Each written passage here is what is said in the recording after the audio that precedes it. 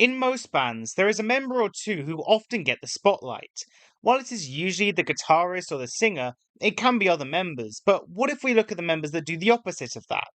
The members that either don't go into the spotlight, or even by fans are not seen by the value that they bring to their respective bands. I thought it would be cool to take a look at some of those members and talk about them, to give them the mention that I think they deserve. So let's talk about some members that were secret weapons of bands. By the way, before we start, don't forget to like and subscribe as I really appreciate it, but let's get into the video. Probably the most famous example of a secret weapon member in a rock band is John Deacon from Queen. He was the archetypal bass player, often being quiet and having the least amount of obvious personality in the band, especially compared to the other three members, who were all celebrities in their own right. But that should not downplay his importance to Queen. His bass grooves would lock in a lot of the band's biggest hits, especially on the classic Another One Bites the Dust, but also with some really cool lines in their early years especially. He was also one of the band's best songwriters, not only on ballads such as You're My Best Friend and Spread Your Wings, but also writing some of the band's heaviest songs such as the proto-thrash Stone Cold Crazy. While he gained a lot more notoriety in more recent years than he did when his band was at the top of the world, I think he's the perfect person for this video, as his talents were one of the main reasons Queen became one of the biggest bands in the world. A more recent bassist I think deserves some love is Joseph Gast from Green Lung. Probably my favourite modern band, a lot of the talk often goes to their retro keyboard sound or their big riffs, but for my money, the bass is the best thing here. He joined on their sophomore classic Black Harvest and ever since has driven the band with some of the best bass tone and lines I have heard in years. Another bassist with great tone is Rachel Boland of Skid Row. While a lot of attention goes to Sebastian Bach as the great singer with a very noticeable personality, the band would not be the same without the massive bass sound, especially on their second album, Slaves to the Grind. On the title track especially, you can hear how integral he is to the sound of the band, and that, along with his backing vocals, make me think that he does not get the credit he deserves of how much of an integral role he played in his band. A drummer that is definitely a secret weapon is Brian Downey of Thin Lizzy. While a lot of the attention goes to the charismatic Phil Lynott, or the signature twin guitars of Scott Gorham and Brian Robertson, and quite rightly so, Brian Downey does not get the attention he deserves. His amazing fills on songs like Bad Reputation add so much character to the band that make him one of my favourites of all time, and the sound of his drumming, especially in the 70s, works so well with Lynott's chunky bass. He was also the only other original member to stay around for the band's entire tenure, and is probably one of the most underrated drummers of all time, and a definite secret weapon.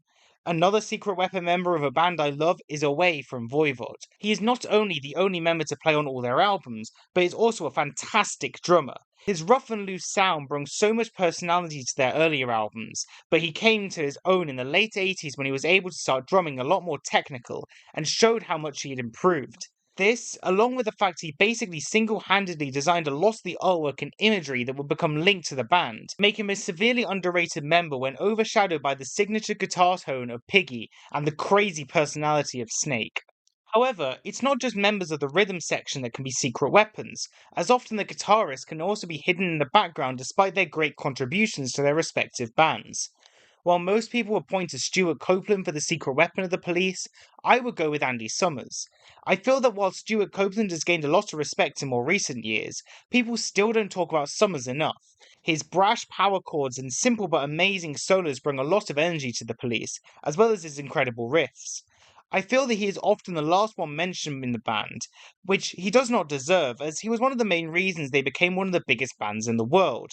Speaking of 80s new wave bands, the Smiths have another underrated member.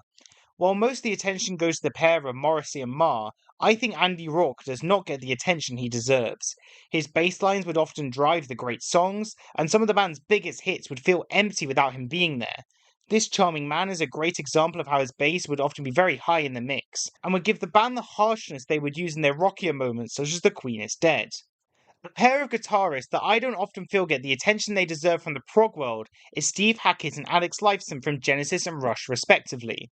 Steve Hackett was not respected by the fans or the band itself, which was the main reason he left, and it showed on the quality of the band's music.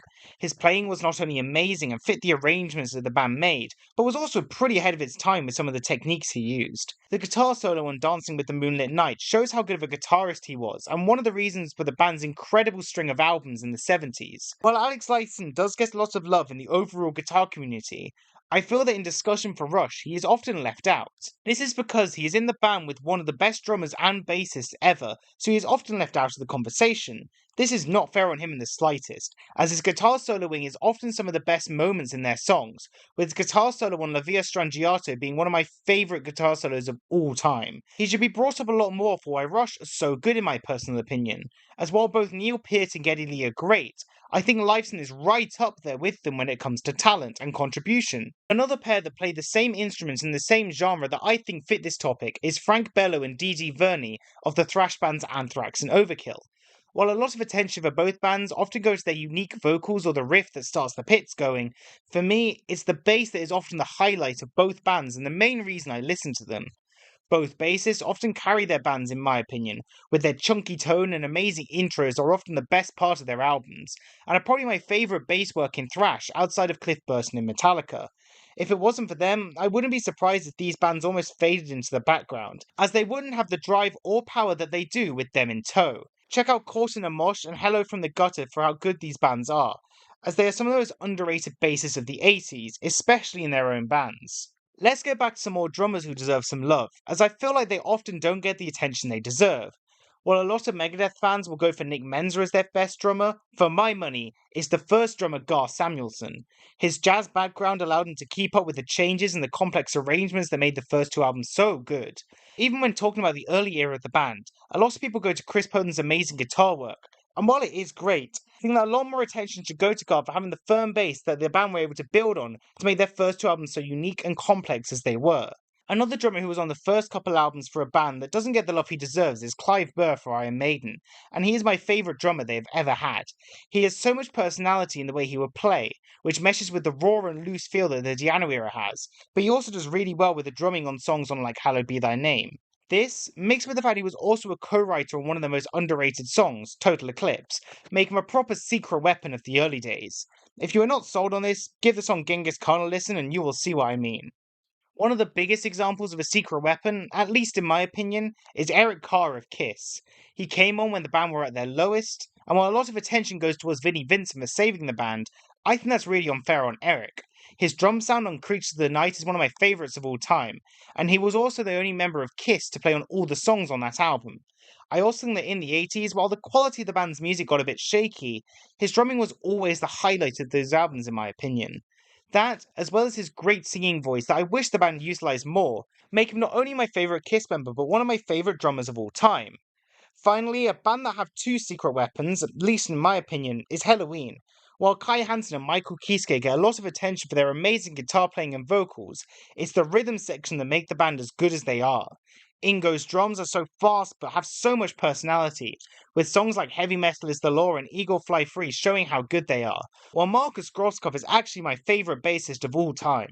He is not only able to play his bass fast and technical, but his playing is so much fun to listen to and play, as he will often go off the beaten path with his lines to make the songs be so much better than they would be without him.